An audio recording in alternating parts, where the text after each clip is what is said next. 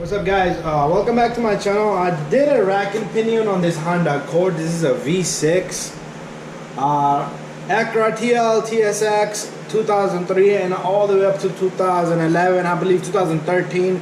Should be a similar procedure. There's about 3 bolts here and 3 bolts, so check out my video. During that video, I removed the outer tie rod, which has a play on it. The rack and pinion comes with the inner tie rod, but if you need to replace the outer tie rods on this, this is an 05 Accord V6 again, and parts might be same for a 4-cylinder, but you can find the part number from your local part department. But if you have a V6 Honda Accord from 2003 to 2007, I have a tie rod here. I'm using this brand here, it's Moog. Alright, the part number right there. But this is for the passenger side, okay? Inside this package, you're gonna get 2 bolts. One that goes on the inner tie rod and one that goes over here, okay? So that's that. I'm gonna put that to the side. Okay, here's the part number for this side, the driver's side. There you go. So let me read it to you. ES80288. $35 piece, Moog brand. I love it and it works out really good. So if you want to check that out, don't buy it online. That's the only thing I tell you, because I've seen product from online and from your local part department. So it's not the same quality, okay? You probably find it a little bit cheaper, but go through your parts department and buy an official piece, okay? And I do, like I said, I do got a video on this, how to replace the whole rack. And you can do it yourself. It's not a hard job. I can't say it's not a hard job, but it's not easy either. So there's nothing inside this. I'm gonna have to call up the guy because I'm missing pieces out of this one. Alright, so what we're gonna do is see, it had a tape on it, so that's one thing I hate. I love my parts department guy, but some people, they buy pieces and then they return it, and always match up. You see this? Sometimes you'll have a wrong tie rod in here, and make sure the angle is correct, okay? They're 2 different parts from the right and left, and those guys, they'll buy a piece, they'll damage it, they'll send it back. But piece looks good, it's not used, missing, they probably took that piece out of it. But anyways, let's get this thing going, alright? Okay, so no worries, somebody used up the package. I called up my friend Ron from Buywise. That's where I get parts from. Usually I work with the guys, so I don't want to give them a hard time either. Sometimes they warranty me a battery which expired, customer lost a warranty already, but by few weeks, but they still take care of me and I take care of the customers, so I don't want to fight with it. So what we're gonna do is I took off the old one, it's alright, and this bolt goes right there. So there's the bolt, that's where the bolt goes, I mean the nut right there. And when I took off the tie rod, if you watch my previously the video I done earlier on this rack and pinion, when I took off that tie rod, first you loosen up this bolt before you take this side out. Alright, because once it's loose, I mean, you could loosen it up here if you like, but loosen this one up, I used the adjustable wrench to unlock it. And then when I take out the tie rod here, you could bang it here. They have tools that compresses it out, forks it out. But other than that, what I do is I count the tie rod, I count the threads that I took off. So to put back in, what I do is pretty much on this one I took off 17. If you watch my rack and pinion video, I took off 17 threads. So pretty much 1, 2, 3, 4, 5, 6, 7, 8, 9, 10, 11, 12, 13, 14, 15, 16, 17. Alright, so that should be a good amount of threads right there. And what we're gonna do is we're gonna put that in. I do need to call them up because I forgot. We need that little guy right here. So I'm gonna do the other side, and I am gonna give you torque spec on these right here. So you're not gonna see me tighten this, but I am gonna torque it, and pay attention to that. And the cotter pin goes in the bottom, so once I torque it, I will let you know the spec on that.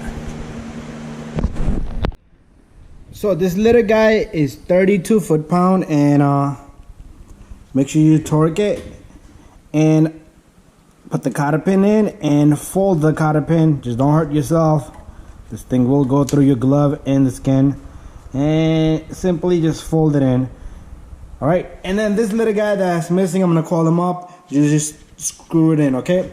And if you want, you can put the tire on, look at the front and back wheel, make sure the tires are like perfectly even. If you need to do 1 or 2 threads to make a little bit of adjustment, make sure this is loose, and you're gonna put a 14 millimeter here, and you turn that in or out, okay, to do the toe in and out. And make sure you lock this up. So what I'm gonna do is I'm gonna lock this up. This side I am gonna lock it up because I'm gonna send the customer. I don't do alignments, but I am gonna send the customer to do a wheel alignment. So I'm gonna use an adjustable wrench from I had it on the other side. So pretty much, if you leave this loose, that'd be a bad thing. So make sure you lock this up. And I do not have specs on this guy.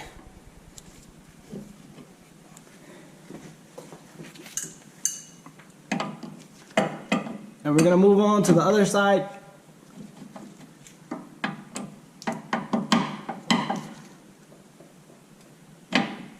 There you go. They're gonna have to take this apart anyway to do adjustment on that wheel alignment. So I'm gonna make this straight and leave it right there. And I will wait for that piece once I call them up. Let's go to the other side. Okay, so inside this little bag comes inside this tie rod. You're gonna have this big bolt, which goes right there.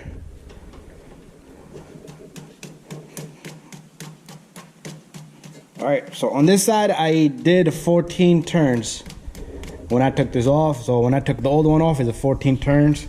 And this side, the tie rod didn't want to come off. I had to heat it up because it's stuck onto the little guy. And here's the old one. Here's the old one. I had to heat it. I put the heat right here because it wouldn't turn. And I did lose a track of the turns, but I know it was around 14. But once you get that in, make sure you match up. Your tie rod should be the same angle, same length. All right, so I'm gonna show you everything that comes in that little pouch. So what we're gonna do is we're gonna put this on and 14 turns. That was 1, 2, 3, 4, 5, 6, 7, 8, 9, 10, 11, 12, 13, 14. Okay, and it comes with this bolt here, 32 foot-pound, and that goes in there. So let's put this onto that. They're pre-greased, so we don't need to put grease in it, but they are serviceable. The fitting on the top, I keep on saying this thing is called the fitting. Okay, so this little guy goes right there. So all you're gonna do is usually take my needle nose and I just turn it. So let me get my needle nose and I'll just turn it. Or it's probably like a number 8. Okay, number 8, there you go. And I'm gonna just give it a little snug to this guy.